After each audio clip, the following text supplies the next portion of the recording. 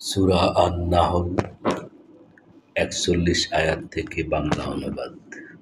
বিসমিল্লাহির রহমানির রহিম।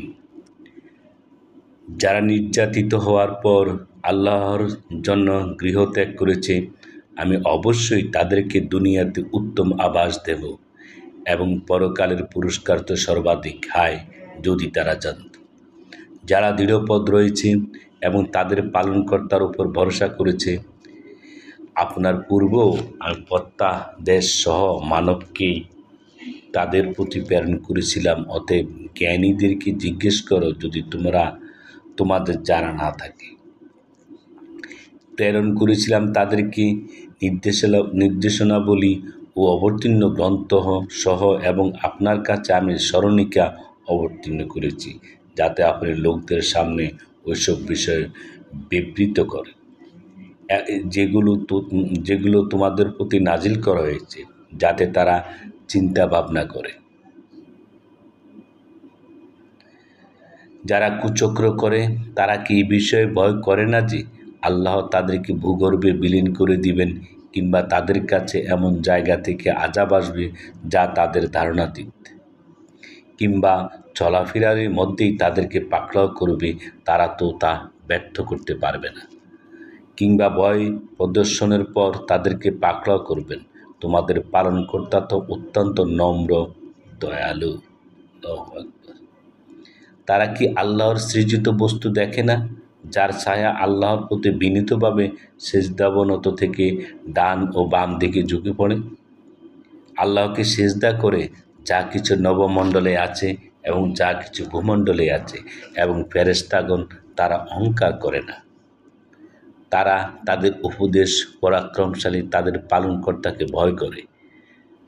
তারা তাদের উপর পরাক্রমশালী তাদের পালনকর্তাকে ভয় করে এবং তারা যা আদেশ পায় তা করে। আল্লাহ বলেন, তোমরা দুই উপাস্য গ্রহণ করো না, উপাস্য তো মাত্র একজনই, অতএব আমাকেই ভয় করো। যা কিছু নবমণ্ডল ও ভূমণ্ডলে আছে তা তারই ইবাদত করা শাশ্বত কর্তব্য। তোমরা কি আল্লাহ ব্যতীত কাউকে ভয় করবে?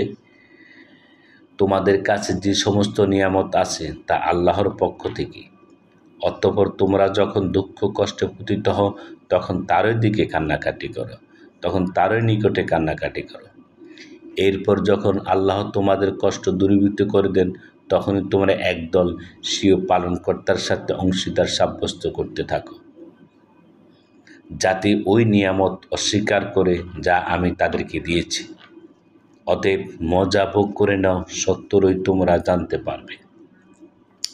তারা আমার দেয়া জীবন উপকরণ থেকে তাদের জন্য একটি অংশ নির্ধারিত করে, যাতে কোনো খবরই তারা রাখে না। আল্লাহর কসম, তোমরা যে অপবাদ আরোপ করছো সে সম্পর্কে অবশ্যই জিজ্ঞাসিত হবে। তারা আল্লাহর জন্যে কন্যা সন্তান নির্ধারিত করে, তিনি পবিত্র মহিমান্বিত, এবং নিজেদের জন্য ওরা তাই স্থির করে যা ওরা চায়। যখন তাদের কাউকে কন্যা সন্তানের সুসংবাদ দেওয়া হয়, তখন তারা মুখ কালো হয়ে যায় এবং অসহ্য মনস্তাপে ক্লিষ্ট হতে থাকে।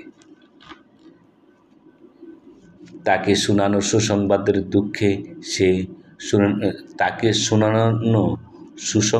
দুঃখে সে লোকদের কাছ থেকে মুখ লুকিয়ে থাকে।